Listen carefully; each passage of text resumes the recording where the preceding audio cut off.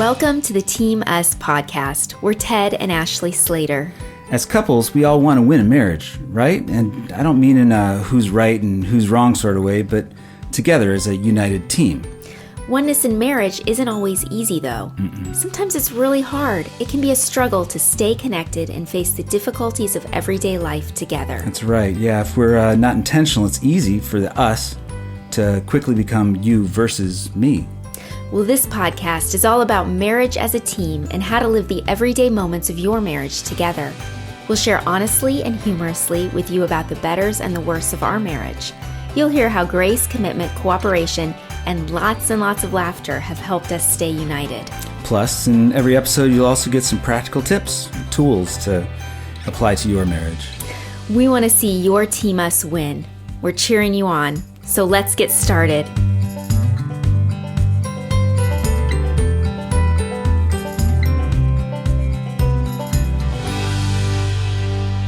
Hey everybody, it is the second episode. Glad to see you here. Glad you made it through the gap between episodes. Between episode 1 and 2. Well, today we're going to talk about how to create a game plan for your marriage. And the how-tos that we're going to share really can be used in any stage of your marriage, whether you're newlyweds or you've been married for years. But before we jump in to the extra practical stuff, Ted, let's talk about sports. I love sports. Because I think that when a lot of people hear the word team or the phrase game plan, they think of sports. Tell them what you really think of sports. I would love to love sports. Because like all the cool guys, like the pastors and all the guys that have muscles and stuff, they like sports. And I like chicken wings. So I can do that on a football day, but for some reason, I never got into sports. It's because he was too busy, like, playing the keyboard and the piano. Playing the keyboard or sitting behind a computer doing geek stuff. You know? Right. So, well, I will say. I do value sports. I do see, the value of team play and stuff. So, not trashing sports. Right. No, we're not trashing sports. No. We're just admitting our ignorance in some of it. But I will say that during quarantine, I actually learned a lot about volleyball. Because for those of you listening who are just getting to know us, we actually have 4 daughters. They range in age from 10 to almost 17.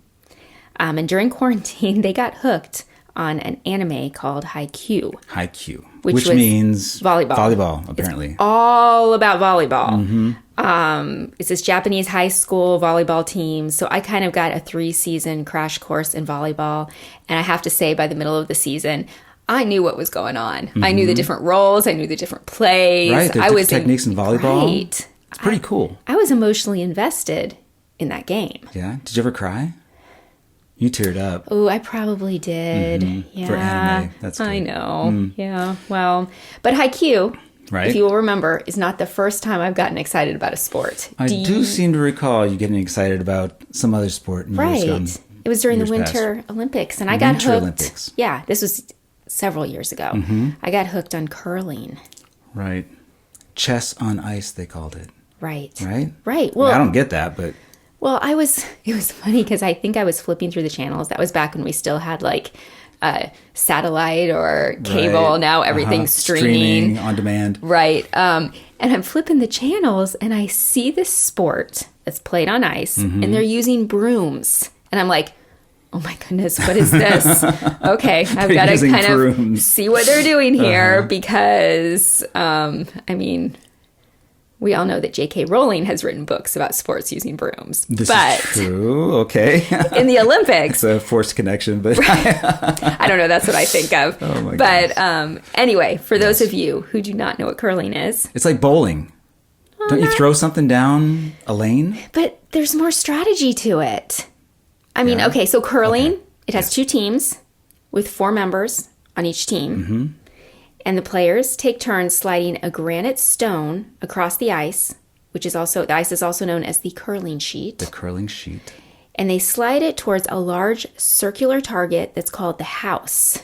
And the team that gets the most stones in the house's center or closest to it wins. That's the basics. That is totally chess on ice. I don't know. That's the basics. So one person throws it. Throws it, is that the term? I guess they toss it? Slide it. Slide it. Okay. They slide the stone. What do the other 3 do? Well, I guess there's probably one that's guarding the house, right? I don't know. They sweep, right? So that's what I know about curling. Okay. The basics. But, because I guess there are like complicated rules and plays. Right. Just like chess. Yes. Just like chess.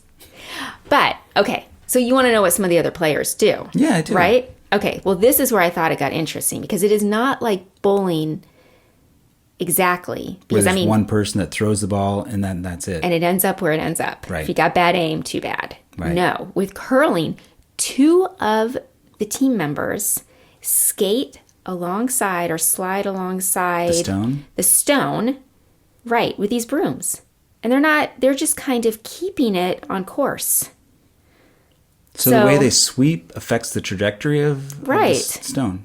Right. Or the speed or something. Okay. Yeah. Interesting. So, I mean, I just thought that was fascinating. That is fascinating. I think I even DVR'd it back then because I was like, "Oh, we got to watch this." DVR, I gotta Google that. Yeah, I know. I'm dating myself here. No, I'm dating you. Yes, thank you.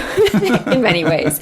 But anyway, okay. So I bring up curling and sports. I bring up sports because obviously we're talking about teams. Right. And I bring up curling because as I was watching it and noticing this strategy and intentionality, which I understood more and more once I read Curling for Dummies and things like that, I realized that curling was a lot like marriage.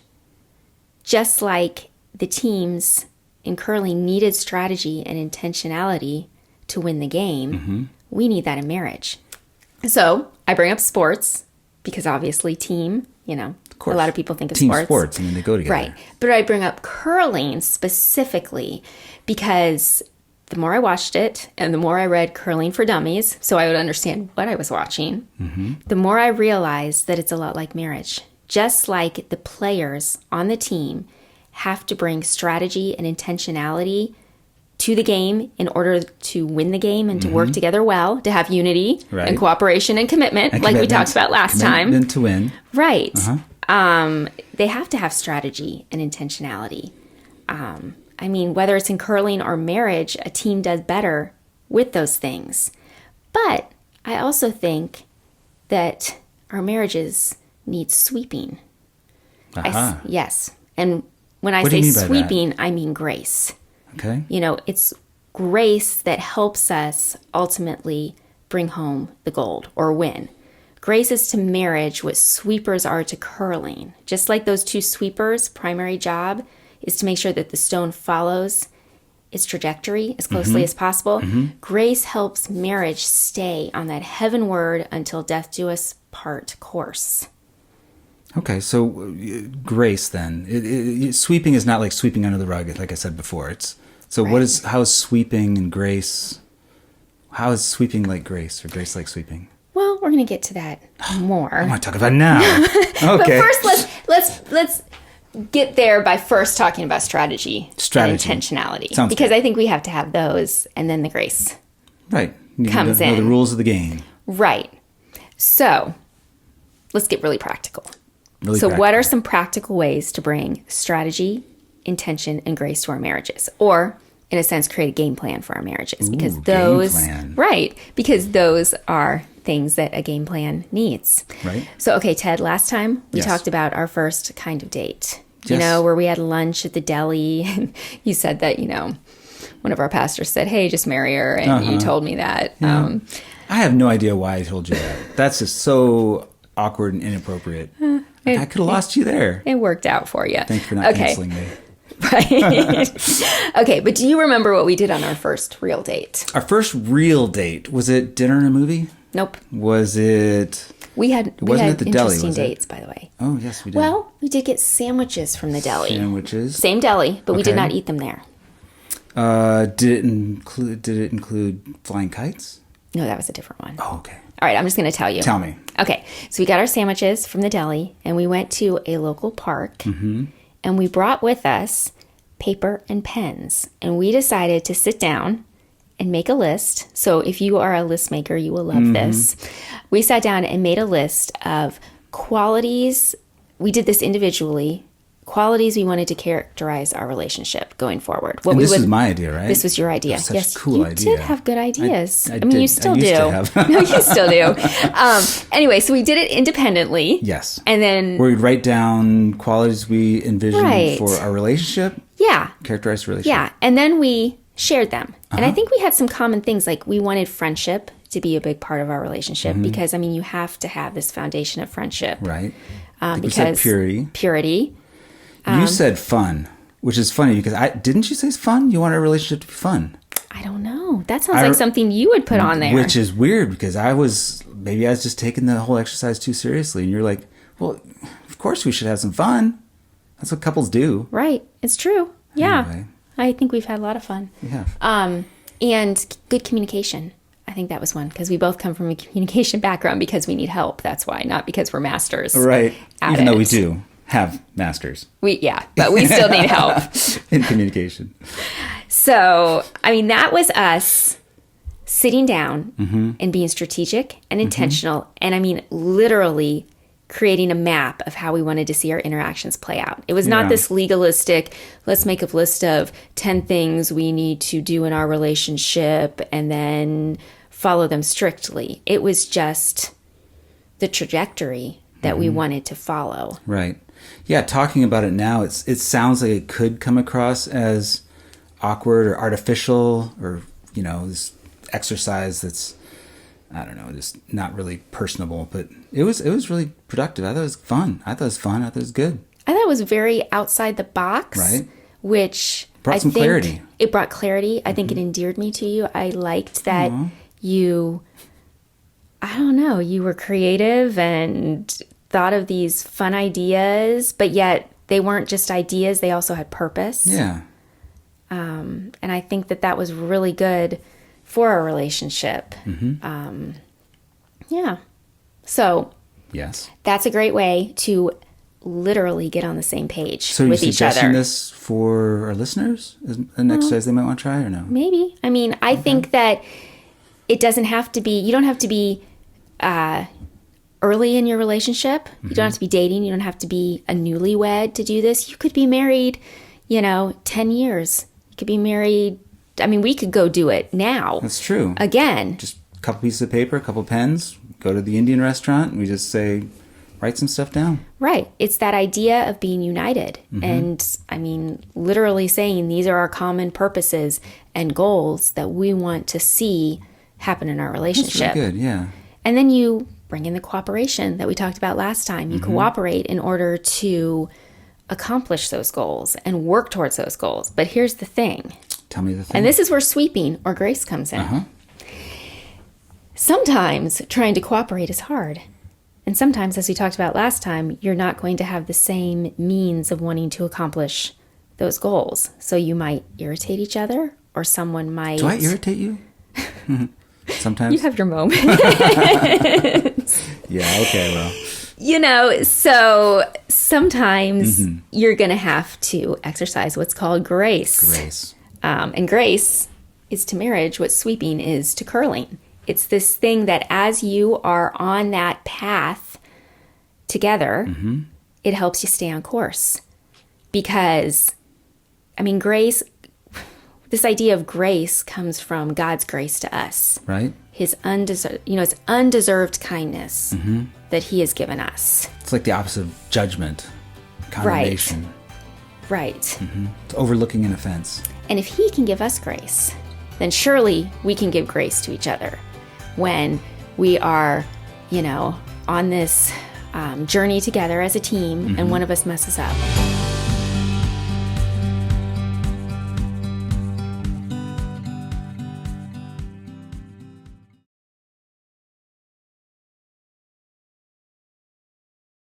Now, I do want to clarify, we're not talking about like constant sin patterns or ongoing abuse. Right. Those are different things. Yeah. Counseling, pastor, talk to your pastor. So we are not talking about that. We're talking about the day-to-day, something that happens in the kitchen or right. Conversation, whatever. Or maybe I snap at you because I'm irritated, or you forget to do something you told me you do, that kind of thing from time to time. Yes. But I think in order to have grace for each other, one, you have to understand what grace is. Mm-hmm. You have to have a shared understanding. Mm-hmm. And you kind of have to have an idea of how you want to practice it, don't you think? Mm-hmm. Yeah, when I think in practical terms, grace is forgiveness. It's forgiving. It's extending forgiveness, even though it may not be deserved. And not sweeping under the rug, but maybe discussing it and asking forgiveness, receiving forgiveness, extending forgiveness. And sometimes it's love covers a multitude of sins. Sometimes it's saying, okay, this is not a battle to fight. I'm going to not pick this one, right? Because it was an honest mistake, or. And I also think a big thing that is part of this game plan of marriage, as far as extending grace to each other. If you think about a strong team, they play to each other's strengths, right? They believe the best of each other once they're out there on the field or the court or the curling sheet. Is that what I said it was called? Sure. They go out there and they are thinking, okay, me and my teammates, we're going to rock it. And I know this person's strong in this way. So if we have this happen, I'm going to get the ball or what do they call it? The stone. I'm going to get that to this person. Forgive me, all you curling experts who know how I am messing this up. Yeah. So I think part of grace is believing the best and playing to each other's strengths. Sure, and I think I saw that on I'd peek in when you were watching this Haikyuu anime, and the different players are playing off each other. I mean, literally in volleyball, you got how many people per team? 6, 4? I want to say 6. I think there's 3 in the front and 3 in the back that are on the court. Right. The team is bigger. And they're all playing off each other's strengths, hammering it down the throats of the opponent, or putting it high in the air, or catching it from getting out of bounds. They're all working together. Well, and what's interesting, and this might be a little bit of a tangent here. I have tangents. It's interesting because as you watch this show and you see these characters playing to each other's strengths, sometimes it means that they have to humble themselves. What do you mean? And they have to let go of their pride, because they might think, ooh, I can do this very well. I'm very strong at this, and so I want to do this. But maybe that's not the best play for the team at that moment in time. So instead of spiking it at a particular time, they might set it up for somebody else to spike it. Right. Okay. So they're not only playing, in order to play to each other's strengths, of each other. Sometimes they have to humble themselves. Okay, sure. And what I also think is interesting... And let the other person shine. Give them a chance to shine. Right. Okay. And I think it's interesting that the attitude that the players bring to the team affects the whole team. I mean, there are certain players who are a little grumpier. And then there's another one that no matter what happens, let's go. He sees the positive in it. He sees the victory in things that other people see the defeat in. Interesting. Interesting to apply that to marriage. So, I mean, I think maybe that's another interesting thing to take away here as we're talking about game plans is how can you, as you're walking out this intentionality, this strategy, you're exercising grace, also choose to celebrate the victories rather than focus on the defeats. What's an example of that in marriage, would you say? How would you celebrate, like a victory for the couple or for the other person? Okay, well, say that you were supposed to do, X, Y, and Z for me. Uh-huh. Say you only did X and Y. Right. I could be like, but Ted, you said that you were going to do... I changed the oil, but I forgot to do the dishes. Right. Or I didn't get around to it. Or something like that. Right. So say I could focus on the fact, and this is where grace does come in. I could focus on the fact that you failed on the third thing. You did not do everything you told me you were going to do. And I could get stuck on that. Or I could focus on the victory of, you did 2 out of 3, and that's pretty good. Good boy. Well, that's not what I'm saying. I know what you're saying. Life has a lot that it throws at us every day. And so not only would I be practicing grace because I'm saying, it's okay. I know you did your best. But I'm also celebrating the victory that much got accomplished. Right.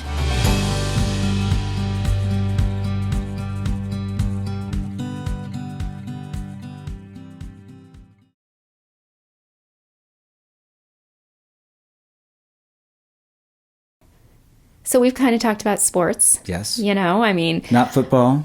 No. Not the one everybody wants to go to, right? We've talked about anime volleyball and curling. Oh, my goodness. And we probably got some of those details wrong, so please have grace for us. But I think that, the things to take away today are, it's important to have a game plan for your marriage. Right. And some things that you can do as part of your game plan is to get on the same page. That's strategy and intentionality right there. Also understanding what grace is and how you can practice it in your relationship. Always being poised. Let me start that over. Always being poised to believe the best about each other and playing to each other's strengths and celebrating those victories. I think that all of those things go pretty far in helping you. That's what makes a team successful. Right. And staying on that trajectory. Yep. So the Us Time Challenge. Yes. This time, the practical thing we want you to do this week, or we think would be fun for you to do. This is not homework. You are not in high school. Is it going to be the writing on sheets of paper? Yeah. We want you to literally get on the same page. You can do this at your dining room table. You can go to a coffee shop, a park, wherever, you can really sit down together and have some uninterrupted time and take some paper and some pens. And as I said, you may have been married for months. You may have been married for years. I think that no matter what stage you're in, this is helpful. So each of you make a list of things that you want to see characterize your relationship. Maybe start small, say in the next few months. And then share it with each other. It'll be interesting, I think, for you to see what things, same things you have on the list, what different things you have on the list. Right, and what your spouse values and wants to see. I think you need to be careful not to react negatively. Like, say your spouse says, I would like our relationship to be characterized by a little more family time. And then the other person could be like, but I have to work. I'm never available. Well, don't take offense. Right. Just consider it. Talk about it. Right. There's nothing wrong with saying, I feel like I would like some more family time. I would like, our relationship to be more involved with church or tithing or, more whatever, together time, whatever. I think that raises an important point. Not only should you not be offended by what the other person puts, but you should not use this as an opportunity to criticize or grumble. Your spouse. Yep. Just bring a very almost childlike attitude to this. Yeah. So that it is fun and playful. I mean, strategic and intentional too. But that's good. Yeah. So anyway, all right. That's it. Episode 2. In the can. Right. Game plan for your marriage. We hope that was encouraging. And remember that we are cheering on your Team Us.